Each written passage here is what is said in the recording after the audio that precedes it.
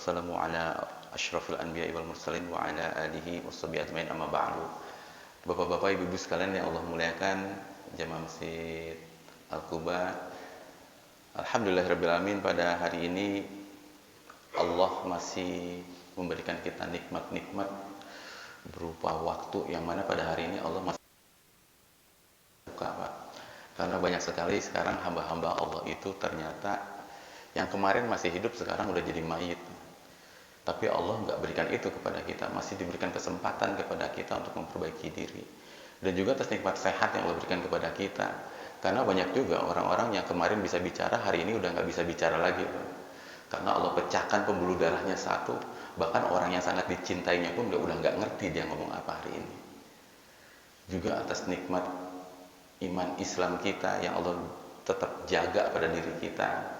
Karena banyak juga orang-orang yang kemarin itu ustadz, hari ini udah murtad, Pak. Ya bi'udinahu bi'ardin minad dunia, kata Nabi. Mereka menjual agamanya untuk urusan-urusan dunia. Tapi ketika Allah masih berikan nikmat itu kepada kita, perbanyak bersyukur. Karena nikmat itu tidak Allah berikan kepada seluruh hambanya hari ini. Juga terlebih lagi, kita hari ini dipertemukan bukan untuk urusan muamalah, bukan untuk urusan jual beli, bukan untuk urusan untung rugi di dunia, tapi justru kita dipertemukan untuk sebab-sebab kita selamatnya dunia dan akhiratnya kita, yang mana Allah pun pilih orang-orang tersebut. Dan semoga atas apa-apa yang Allah berikan kepada kita semua, kita bisa manfaatkan dengan sebaik-baiknya, sehingga menjadikan kita hamba-hamba yang bersyukur kepada Allah, dan syukurnya kita kelak akan mendatangkan keridhaan Allah, sehingga Allah mengumpulkan kita di jannahnya kelak. Amin ya rabbal alamin. Juga salawat serta salam kita mohonkan kepada Allah agar senantiasa dilimpahkan kepada junjungan kita Nabi Muhammad sallallahu alaihi wasallam, juga kepada para keluarganya, para sahabatnya, dan juga kepada orang-orang yang mengikuti sunnahnya hingga hari akhir nanti. Bapak-bapak, ibu sekalian Allah muliakan, izin untuk melanjutkan kajian kitab Al-Wabilus Shayyib karya Imam Ibnu Qayyim Al-Jauziyah. Pertemuan lalu kita sudah bahas beberapa hal terkait banyak pembatal-pembatal amal, Pak.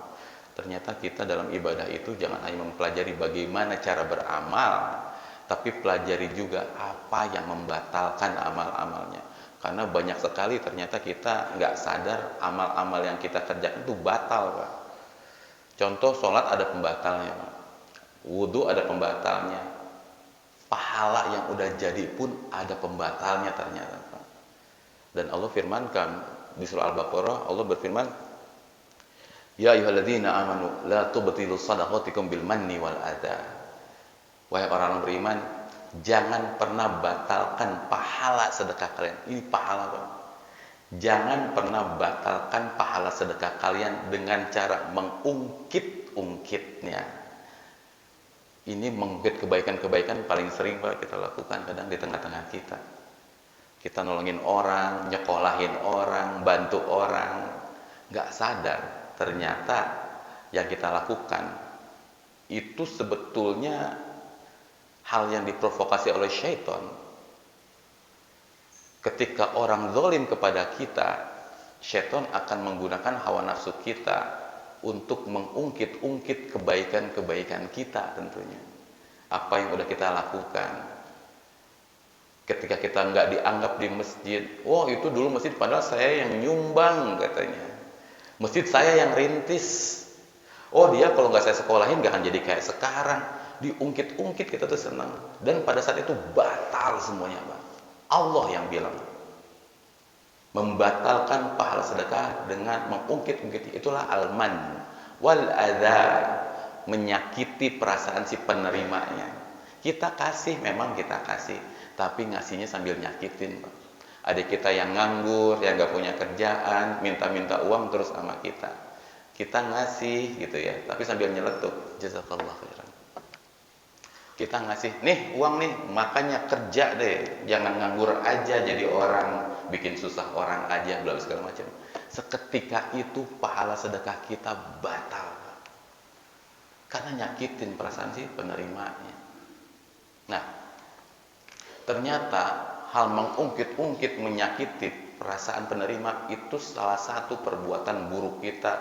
Belum lagi ria. Ria itu mempertontonkan ibadah kita kepada makhluk. Ria itu amalan hati, Pak. Ria itu amanat hati. Kita pengen ibadah kita ditonton oleh makhluk. Dan itulah kebaikan dan keburukan dalam diri kita selalu bertarung. Makanya para ulama menjelaskan, innal hasanati wasayyiati tatadafa'u tataqabal wa yakunul hukmu fiha lil ghalib. Secara umum, kaidahnya adalah segala kebaikan dan keburukan yang ada pada diri kita itu saling berhadapan, Bapak-bapak Ibu sekalian. Si kebaikan dan si keburukan itu dalam diri kita saling berhadapan. Mereka akan saling menyerang, saling mengalahkan. Kita ini punya potensi berbuat baik dan berbuat buruk, Bapak-bapak.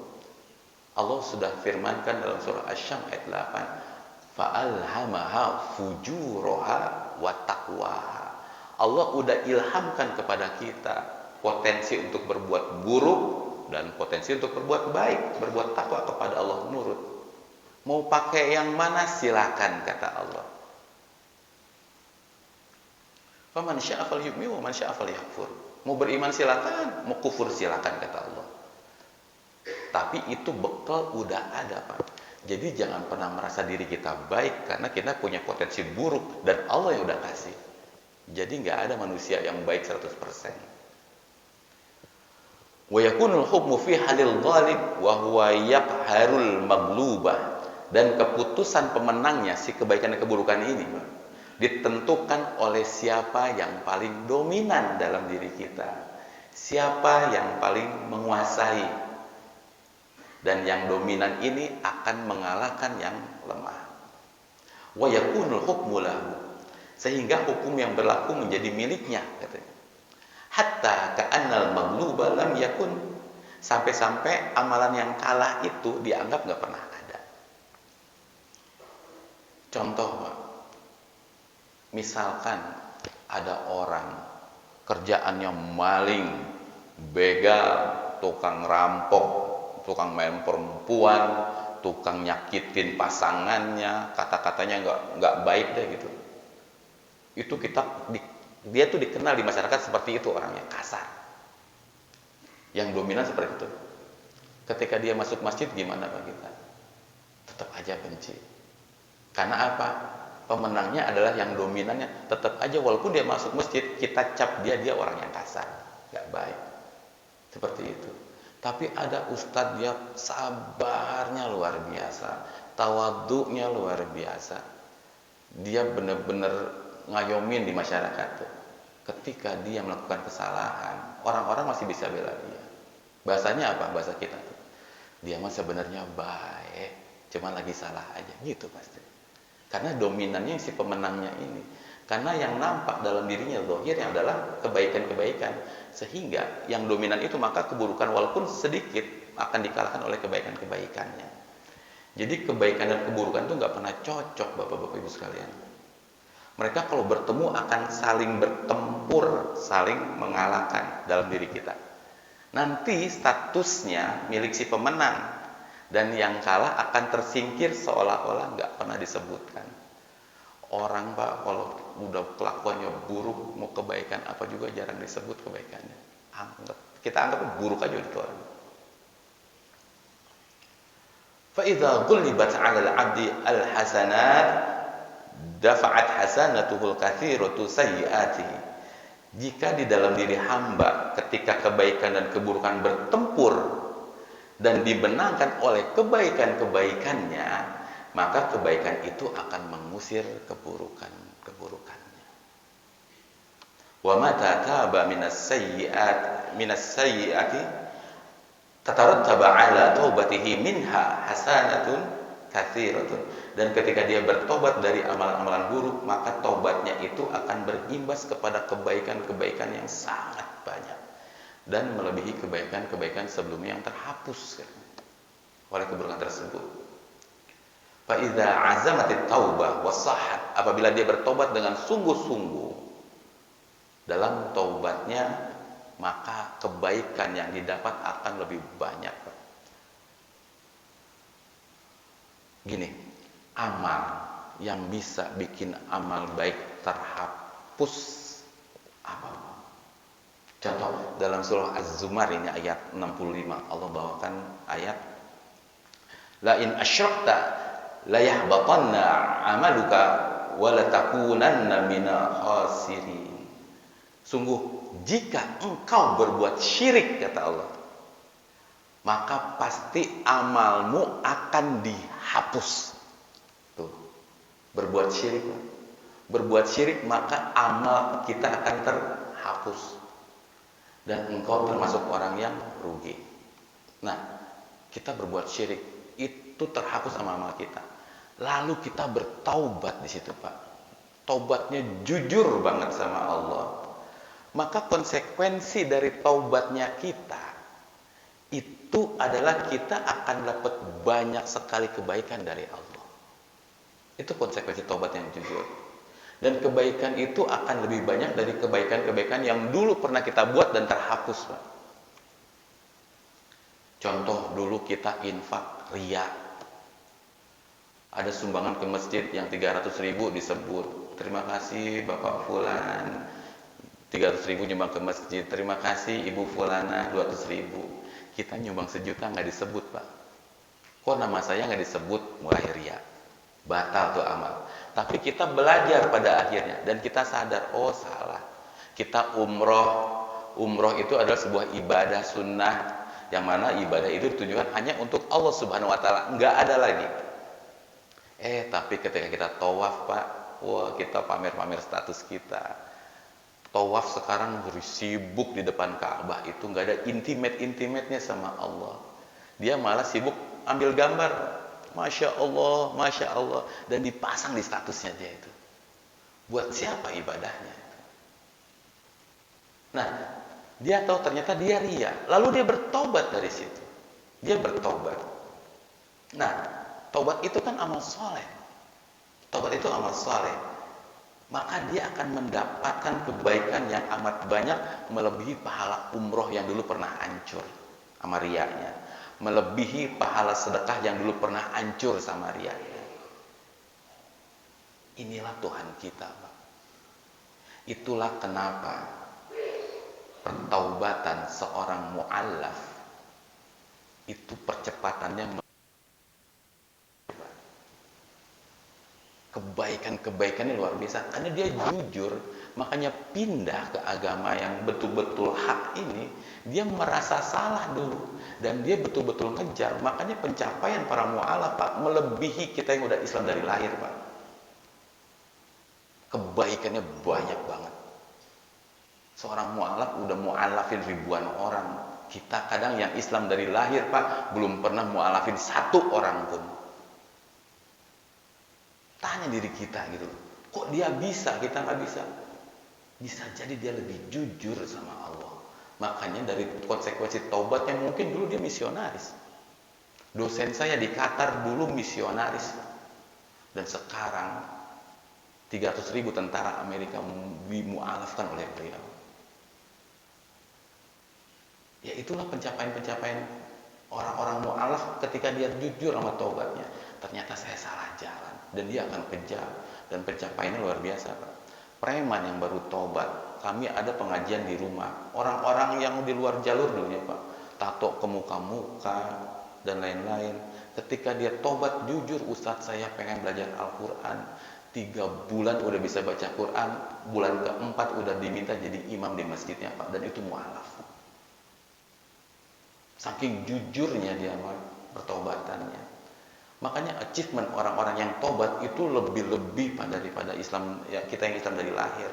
Karena kita malu sama mereka. Tapi itulah konsekuensi dari taubat gitu.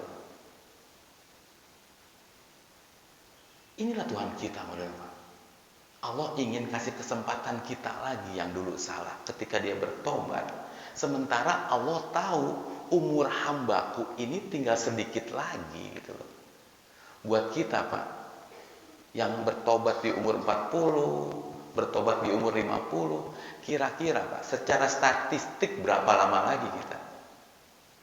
Secara statistik. Paling berapa? 10-13 tahun lagi. Udah tinggal asar ke maghrib umur kita tuh. Kita yang di umur 40 baru bertobat, tinggal dikit lagi. Apalagi yang 50 tinggal dikit lagi.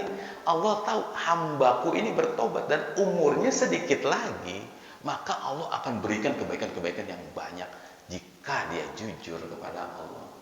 In kuntum shadiqin, bahasanya gitu. Kalau jujur, Allah memberikan kebaikan yang banyak daripada yang dulu pernah hilang. Itulah Pak, kenapa orang jujur kalau tobat, padahal baru bentar, itu hidupnya lebih tenang daripada kita Pak.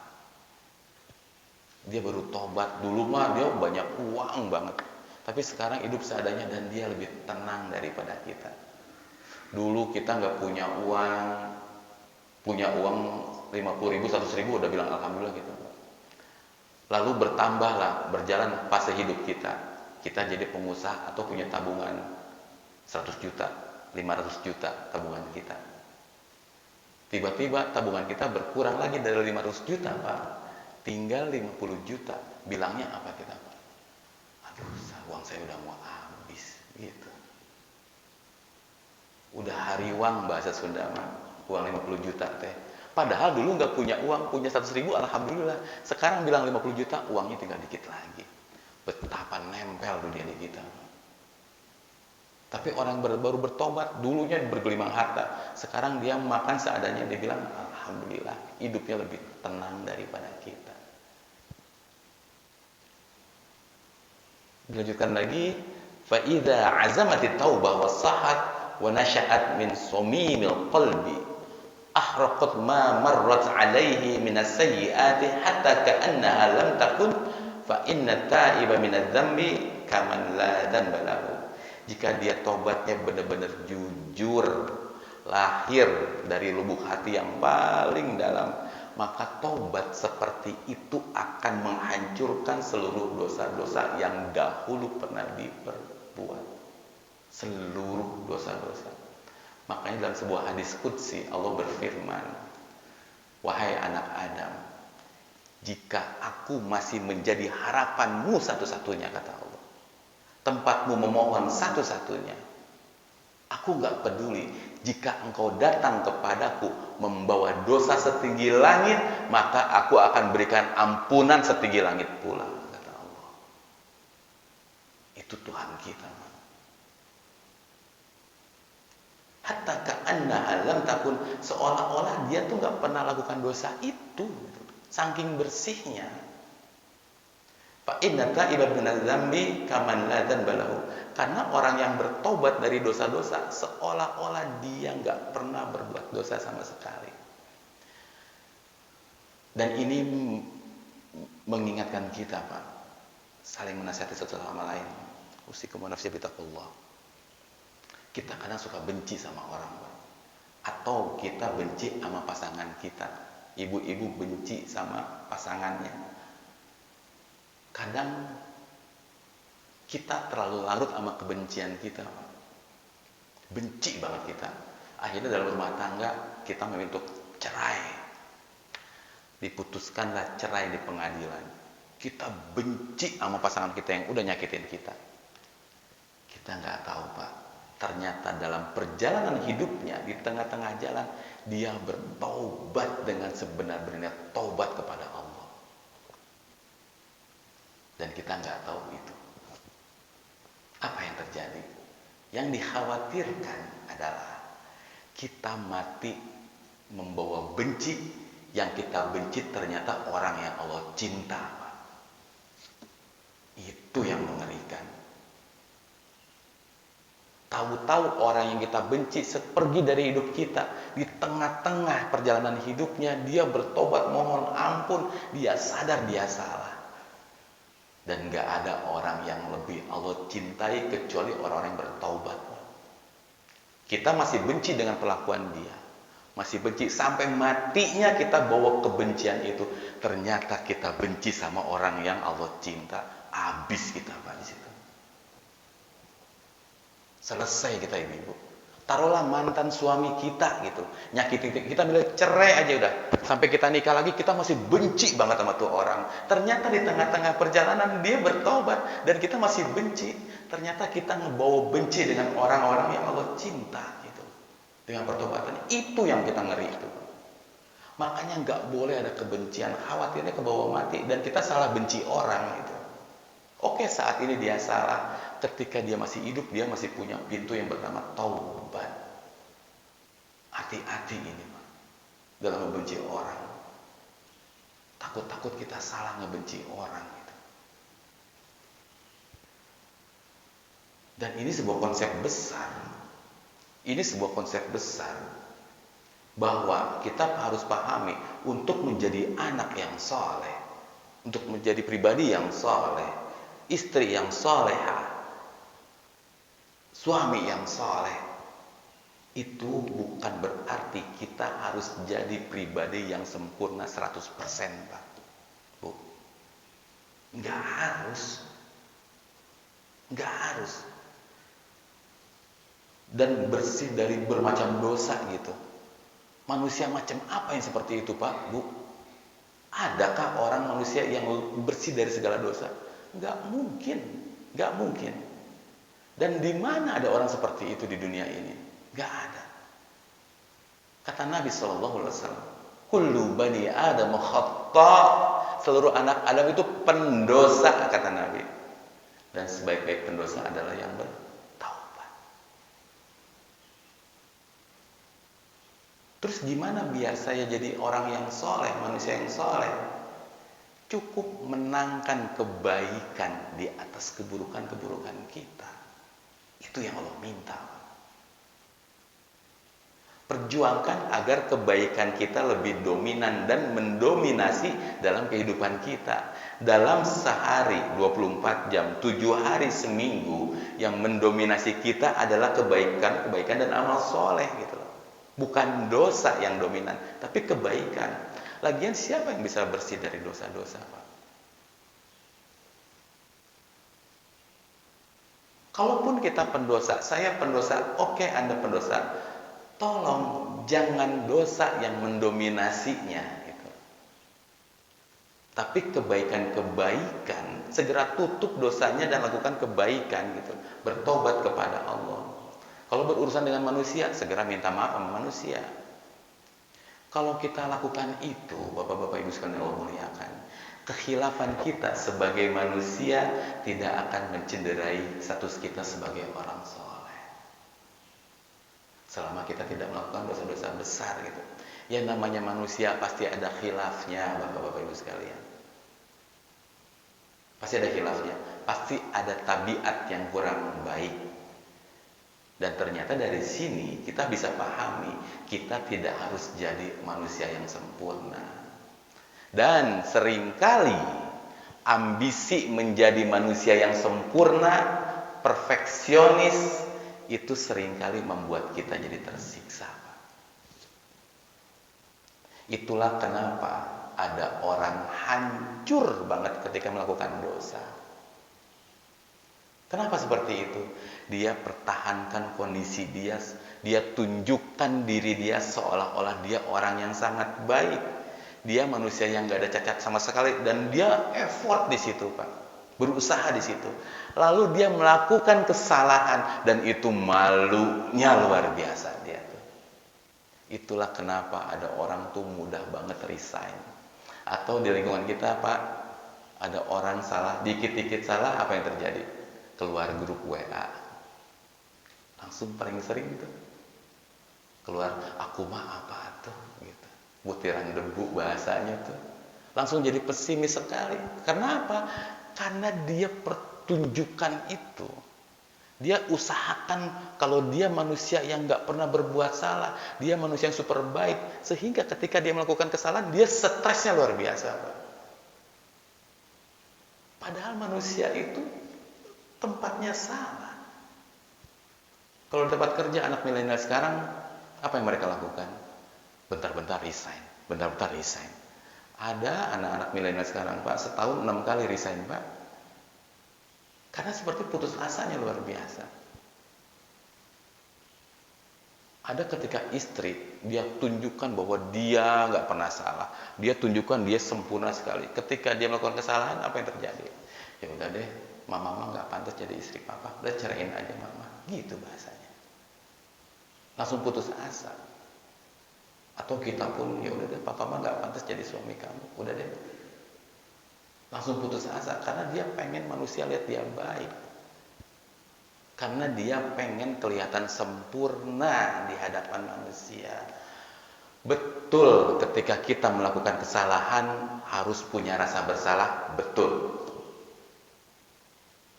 Tapi rasa itu ada porsinya, Pak, Bu. Ada porsinya.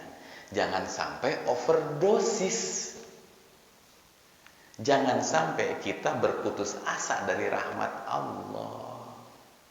Allah berfirman bahwa katakan kepada orang-orang yang melampaui batas, yang udah kelewatan, yang udah bikin dosanya luar biasa, bilang sama mereka, wahai Muhammad, la taqnatu mir rahmatillah, jangan pernah putus asa dari rahmatnya Allah.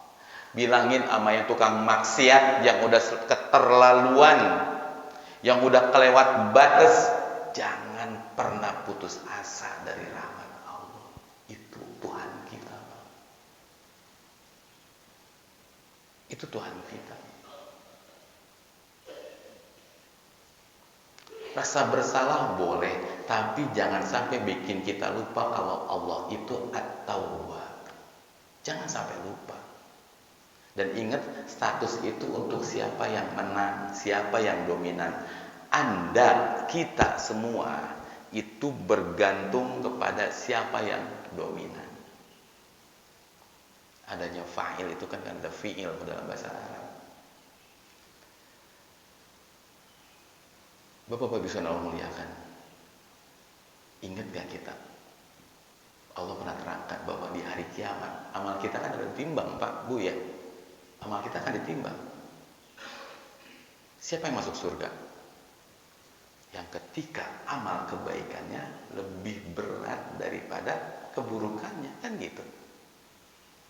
Ingat gak ayat fa'amma man thaqulat mawazinuh, maka siapa yang paling berat amal kebaikannya, kata Allah, daripada amal keburukannya. Saya mau tanya, Pak, ketika Allah bilang gitu, barang siapa yang amal kebaikannya lebih berat daripada keburukannya, saya mau tanya, ketika itu ada amal buruknya enggak? Ada, tapi Allah minta kebaikannya lebih banyak. Ini Allah baiknya luar biasa.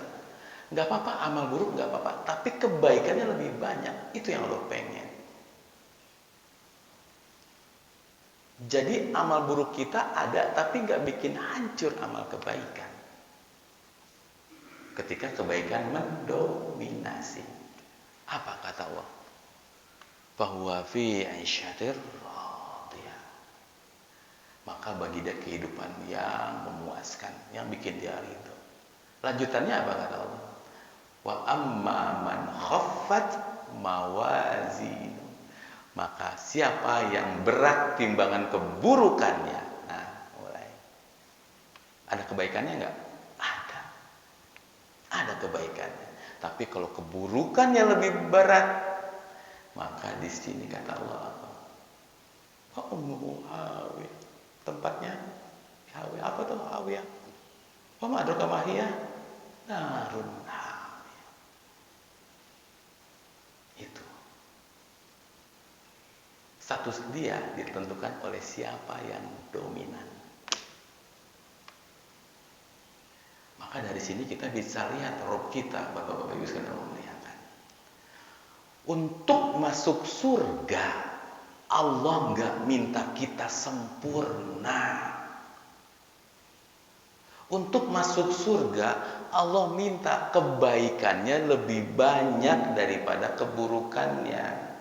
Bukan keburukan atau kesalahan yang lebih banyak daripada kebaikan-kebaikannya. Itu aja cukup.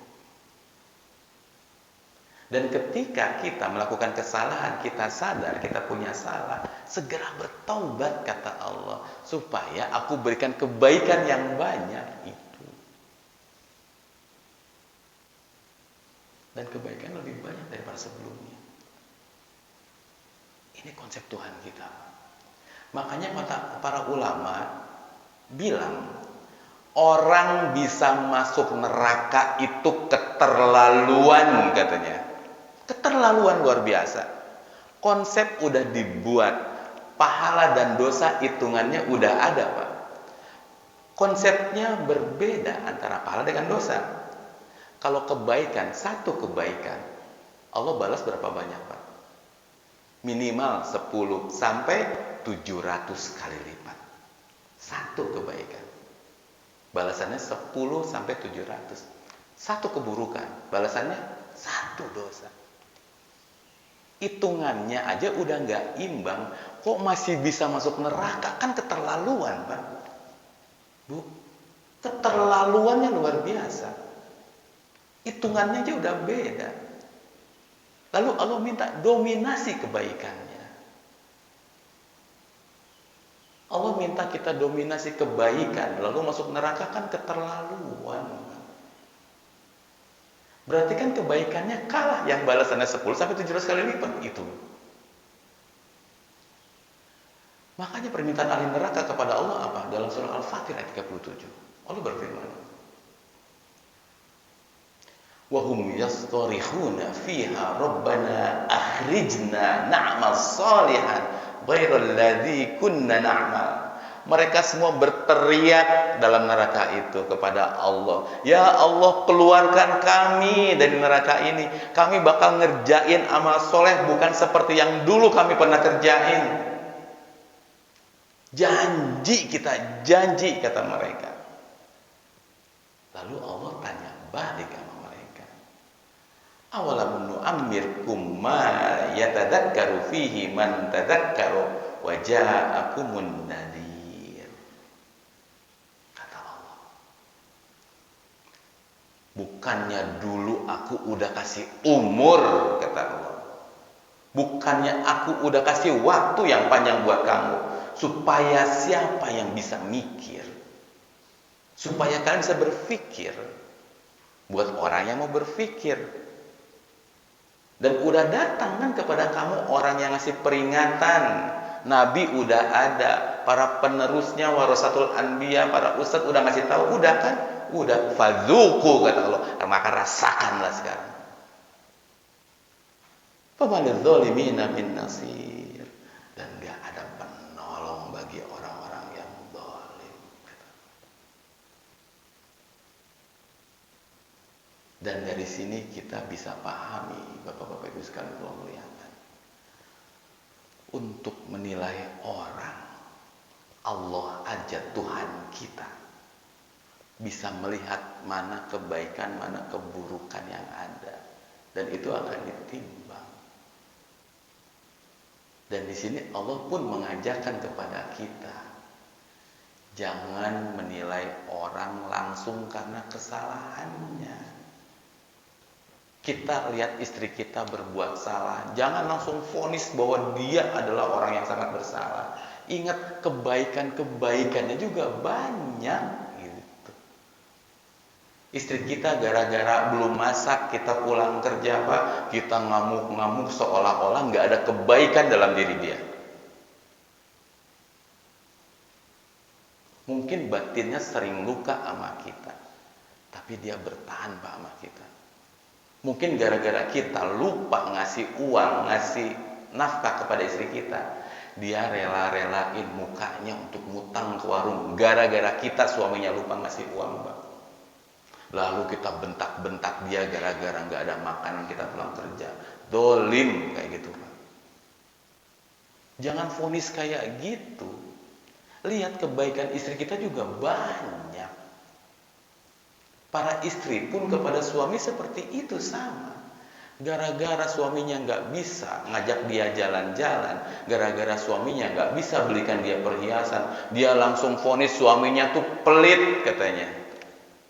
Dia nggak tahu suaminya pernah ngeluarin air mata gara-gara dia harus bawa uang ke rumah buat istrinya. Ingat itu. Jangan langsung ngomong pelit, jangan langsung ngomong vonis, bahkan bilang ke orang-orang, ke tetangga, suami saya pelit, itu zolimnya luar biasa. Tuhan kita tidak mengajarkan seperti itu, Bapak-bapak Ibu sekalian. Ke anak kita pun ketika dia melakukan kesalahan, jangan langsung vonis bahwa dia anak yang bandel. Dia cuma berbuat salah. Tugas kita orang tua yang kasih tahu. Dia belum tahu. Anak kecil mah Pak, ada lubang di tembok aja dicolok sama dia, nggak tahu itu setrum. Setelah kesetrum baru tahu itu salah. Anak-anak tuh nggak tahu. Anak kita SMP, kita marahin seolah-olah dia harus punya otak sama kita yang dewasa. Nggak adil kita di situ, Pak. Kita udah ketemu, dia belum ketemu. Dia nggak tahu itu salah. Dia dirayu teman-teman yang mana dia belum tahu itu rayuannya benar atau enggak. Dia belum bisa membedakan mana rayuan, mana jujur, dia belum tahu. Kebawa sama teman-temannya, main sama teman-teman yang bandel. Jangan divonis. Kasih tahu yang baik. Ini kita langsung cap dia orang yang sangat buruk. Padahal kita adalah orang tua yang dulu dia bangga-banggakan.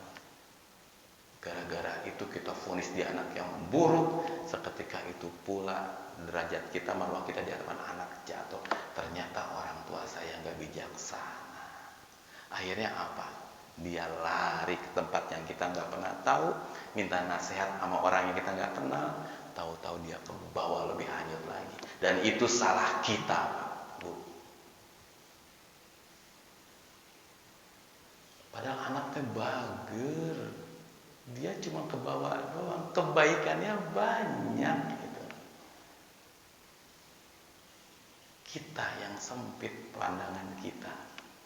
Kita yang suka nilai manusia itu buruk. Ada ustadz di kampung tersebut, Pak. Gara-gara kesiangan jadi omong di kampung, Pak. Maknya ustadz kaberangan sholat subuh. Jangan ustadz, nabi kesiangan, Pak. Nabi kesiangan. Gak bisa kita vonis langsung dia tuh langsung orang bersalah. Masa ustadz kaberangan? Nabi kesiangan. Sholat subuh pas matahari udah ada. Jadi jangan nilai orang karena kesalahannya langsung di generalisir bahwa dia adalah orang yang buruk. Demi Allah, Tuhan kita, Rob kita tidak mengajarkan seperti itu. Fa'amma man thaqulat mawazinuhu. Barang siapa yang kebaikannya lebih banyak daripada keburukannya. Ini kita gara-gara tetangga kita bikin salah sama kita sekali. Kebaikan-kebaikan nggak kelihatan. Kita kayak lihat HVS putih, kita totolin spidol hitam, celak, dilihat apa yang kelihatan, Pak? Hitam, titik hitam, Ustaz. Iya, itulah kita. Selalu lihat dosanya aja, yang putihnya, yang gedenya nggak kelihatan sama kita. Itulah nggak adilnya kita. Makanya kami mengajarkan kepada berbagi, sharing dengan jamaah-jamaah.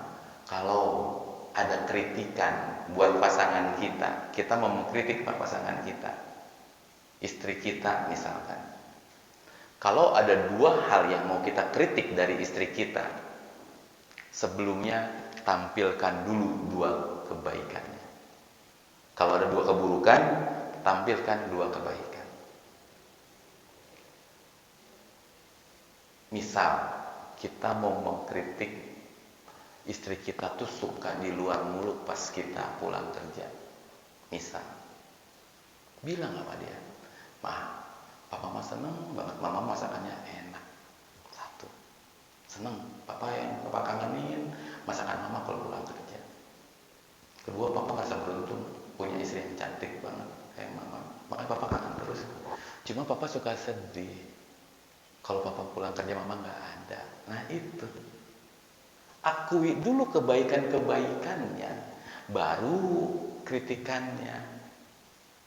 Kita makan suka nggak adil, langsung kesalahannya seolah-olah. Makanya banyak istri bilang, asa saya emang nggak pernah benar di mata suami saya, gitu. Ya Bu ya, sekali pada ketawa ibu-ibu. Gitu. Kadang suami juga seperti, Asa orang matara bener ku pamajikan. Salah we terus. Karena kita nggak pernah tunjukkan kebaikannya. Dan dari situlah dia merasa percuma berbuat baik juga. Nah, akhirnya komunikasi nggak kebentuk di situ. Akhirnya keluar jalur masing-masing. Istri pun kepada suami seperti itu sama. Ada beberapa hal suami misalkan pulangnya telat mulu bu, suka seneng nongkrong di mana gitu kan, kita mah laki-laki pak ya, ngabisin apa dulu di luar, kadang baru pulang malam dikit lah. Bilang ke dia, pak, mama mah beruntung banget punya suami kayak papa, udah ganteng, soleh gitu. Papa juga orang yang bertanggung jawab. Makanya papa, mama tuh kangen terus sama papa. Cuma pas mama kangen suka sedih pak kalau papa pulangnya telat gitu. Kan enak banget disampaikan dengan kayak gituan bu. Ya pak. Dan itu akan bisa kita pahami. Oh ya udah deh. Istri saya kangen ternyata. Tapi kalau suami pulang malam, jadi laki pulang malam mulu. Aduh nggak enak itu, bubar rumah tangga itu pak. Bubar rumah tangga. Karena apa? Kebaikannya nggak pernah kita lihat. Sehingga orang merasa percuma. Allah aja bisa lihat kebaikan manusia. Makanya kita bisa jengkel. Itu kan orang dulu padahal maling. Padahal nggak pernah sholat tuh ke masjid. Tahu-tahu dia bertobat, achievementnya luar biasa pak. Dia punya kekayaan, punya agama dia cukup. Kita lihatnya malingnya terus. Itu bahayanya. Takutnya kita benci sama orang yang Allah cinta. Ini hati-hati pak. Takutnya ini kebawa mati. Takutnya kebawa mati. Jangan benci sama manusia. Benci sama perbuatannya. Dan kita harus adil. Ketika seseorang yang duduk di bangku pesakitan dengan kesalahannya, dan dia bertobat, betul-betul bertobat, walaupun itu mantan suami kita, walaupun itu mantan istri kita, ketika dia bertobat, ridho lah dengan itu. Karena bisa jadi Allah udah ridho juga sama dia. Kadang kita, karena kita dulu pernah disakitin sama seseorang, uang kita dibawa lari, sampai matinya kita benci sama tuh orang. Sampai matinya kita benci sama tuh orang.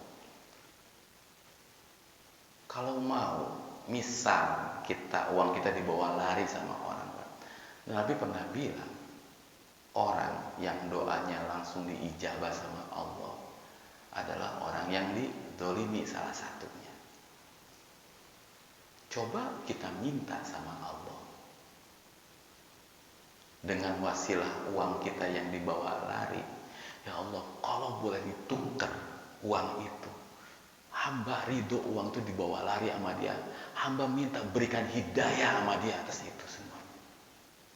Hamba ridho dengan itu. Hamba sedekahkan itu atas nama Engkau. Karena Engkau, dan hamba mohon dengan perbuatan yang dilakukan kepada hamba, hamba minta itu uang-uang dari jadikan asbab hidayah buat dia. Jadi orang yang jujur, jadi orang yang bertobat, orang yang beriman kepada Engkau. Padahal bisa kayak gitu. Kenapa seperti itu? Karena ketika dia bertobat, dia pasti ingat pernah zalim sama siapa aja, akan balik sama kita. Tapi karena kita hatinya busuk, karena kita doain yang buruk-buruk mulu. Lisan kita yang kotor ternyata, hati kita yang kotor ternyata. Padahal kalau kita dizolimin, kita doain kebaikan. Dan jadikanlah wasilah kezoliman itu sebagai asbab hidayah buat dia. Karena kalau imannya diperbaiki oleh Allah, dia akan datang kepada kita, akan mendoakan kita yang pernah dizolimi sama dia. Ya Allah, hamba mohon berikan ampunan sama fulan yang pernah hamba bohongin dia tuh. Hamba malu, hamba takut banget ketemu dia. Tapi hamba yakin Engkau bisa memberikan ampunan sama dia. Orang-orang bertobat itu jujurnya luar biasa. Bisa jadi kita selamat, itu doa mereka yang pernah nipu kita, tapi dia udah taubat. Tapi kadang itu semua ketutup sama kekotoran-kekotoran hati kita. Ini yang gak boleh ada. Ini yang gak boleh ada, Ibu. Kita suka merasa suci. Dan merasa suci itulah sekotor-kotornya hati. Orang yang betul-betul imannya kokoh, imannya tangguh, tiap hari kerjaannya nangis mulu, bertobat. Kadang ada manusia dengan piciknya dia bilang, dosa saya apa? Salah saya apa? Kan gitu Pak ya, Bu ya. Merasa nggak ada dosa. Pak, Bu, tahu nggak? Detik ini walaupun kita sekarang duduk di masjid, di majelis taklim, setiap detik kita bikin dosa sama Allah. Mau kita breakdown Pak? Kita lihatin. Kalau Allah berikan nikmat kepada kita, kita harus jadi hamba yang gimana Pak?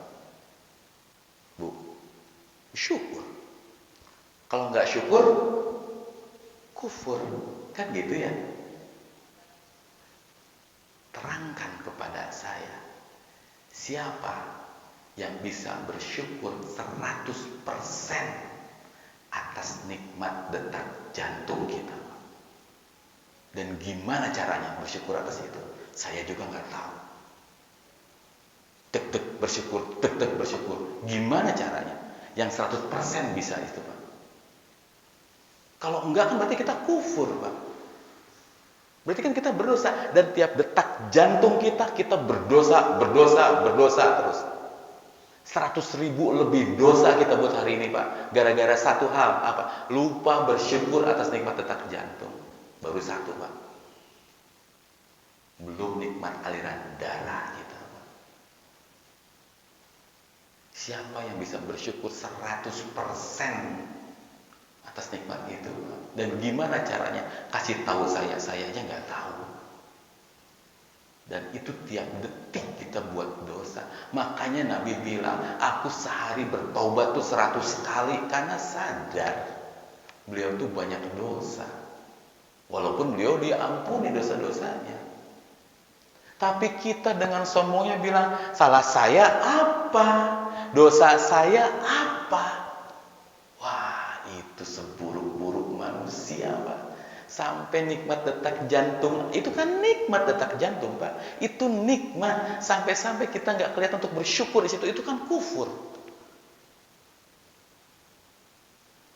Dengan sombongnya kita bilang, dosa saya apa? Dan jangan pernah heran, kata Allah dalam surah Asy-Syura ayat 30, wa ma asabakum mim musibah fabima kasabat aydikum wa ya'fu an katsir. Seluruh musibah yang nyampe kepada kalian itu andil dosa-dosa kalian sendiri. Musibah kita tahu, dosa saya apa? Nikmat-nikmat detak jantung aja kita kufur Pak. Siapa yang bersyukur hari ini atas nikmat detak jantung? 100%. Dan gimana caranya? Saya juga nggak tahu.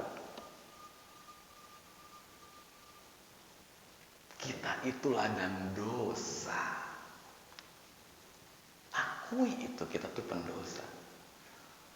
Setelah ada pengakuan, baru bertobatnya itu mudah. Kalau kita bilang dosa saya apa, itu susah banget untuk tobat.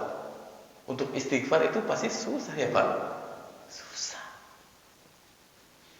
Tapi kalau kita sadari dosa-dosa kita banyak, ya Allah, itu bawaannya. Makanya orang beriman bawaannya minta ampun lagi, minta ampun lagi, minta ampun lagi sama Allah. Karena sadar, kelihatan dosa-dosa dia. Hati-hati, jangan pernah merasa suci, itu intinya. Jangan pernah merasa bebas dari dosa. Karena kita nggak ada satupun yang terbebas dari dosa. Salah satunya adalah dosa kufur atas nikmat. Itu bisa buang angin. Orang itu Pak di rumah sakit mau makan habis operasi nunggu buang angin dulu Pak. Kita enak banget buang angin. Siapa yang bersyukur? Habis makan terap. Wah, kenyang. Itu yang dia ingat. Kadang kita makan itu karena lapar Pak. Orang beriman dia makan agar badannya sehat supaya dia bisa menjalankan kewajiban-kewajiban kepada Allah. Itu tujuannya. Kita mah tidur karena ngantuk. Orang-orang beriman tidurnya karena ingin mengistirahatkan badannya supaya besok bisa beribadah menjalankan kewajiban-kewajiban kepada Allah, supaya nggak ada yang kurang. Itu bedanya orang beriman sama orang yang kufur nikmat. Makanya orang sebelum tidur, orang beriman ketika tidur lalu mati dipastikan syahid, Pak. Karena tujuan tidurnya adalah untuk menjalankan kewajiban esok hari. Tapi yang ketiduran apa kabar, Pak? Kita kan ketiduran, kadang tidur kenapa? Ya udah ngantuk, ya udah tunduk gitu. Tidurnya karena ngantuk, bukan karena ingin menjalankan kewajiban kepada Allah esok hari. Maka ketika mati, status kita nggak jelas, Pak. Hati-hati, tidur itu matinya kita, Pak. Makanya dianjurkan kita tiap hari bertobat. Kenapa Allah nyuruh kita tobat? Supaya kita bersih dari dosa-dosa. Kita mah tersinggung, Pak, disuruh tobat, Bu. Tobat, Pak. Tobat naon tobat? Wah, langsung ngamuk kita mah, Pak, disuruh tobat, Pak. Tersinggung. Orang beriman tuh tunduk langsung. Bertobat sama Allah. Astagfirullahaladzim, iya. Pasti gitu, orang beriman tuh gitu. Imam Abu Hanifah, pemimpin mazhab Hanafi, ketika dikritik oleh anak-anak, dia mendapati ada anak kecil pakai selop. Konon katanya selopnya kegedean atau selopnya enggak simetris deh. Imam Abu Hanifah bilang, hati-hati dengan sendal itu. Itu bisa bikin kamu tergelincir, katanya. Anaknya langsung melihat Abu Hanifah, dilihat. Apakah engkau Abu Hanifah? Iya, aku Abu Hanifah. Apa kata anak itu? Hati-hati dengan ilmumu, itu bisa bikin kamu tergelincir, katanya. Nangis langsung di situ. Sadar beliau tuh. Sadar betul yang dikatakan anak kecil itu, dan dia langsung duduk lemes. Enggak marah. Apaan bocil? Sok-sokan ngomongin saya. Enggak sombong. Hati-hati. Ilmumu bisa bikin kamu tergelincir. Langsung duduk lemes, nangis, dan bertaubat sama Allah pada saat itu. Hati-hati dengan ilmumu. Kamu bisa tergelincir dengan itu. Dan beliau terima omongan anak kecil. Kenapa? Hatinya bersih. Kalau kita detik ini diomongin sama anak kita, sama anak-anak kecil, kita tersinggung. Demi Allah saya bilang, hati kita kotor. Hati kita kotor. Ingat bahwa kita punya banyak-banyak kesalahan. Dan bertobat dari situ. Dan Allah ingin kebaikan kita lebih dominan daripada keburukan kita. Itu saja yang bisa disampaikan, kurang lebihnya mohon maaf. Apa yang benar datang dari Allah Subhanahu wa taala, apa yang salah dari saya pribadi mohon dimaafkan. Insyaallah kita berjumpa lagi bulan depan. Semoga bapak-bapak ibu semua sehat selalu, dipanjangkan umurnya, dimudahkan rezekinya oleh Allah, diberkahkan diri bapak-bapak ibu semua, juga keluarga-keluarganya, dan semoga asbab hari ini Allah menjadikan kita sebagai ahli surga tanpa hisab. Itu aja bisa saya sampaikan, kurang lebihnya mohon maaf. Kita tutup dengan doa kafaratul majlis. Subhanakallahumma wa bihamdika, asyhadu an la ilaha illa anta, astaghfiruka wa atubu ilaik. Wabillahi taufiq wal hidayah. Assalamualaikum warahmatullahi wabarakatuh.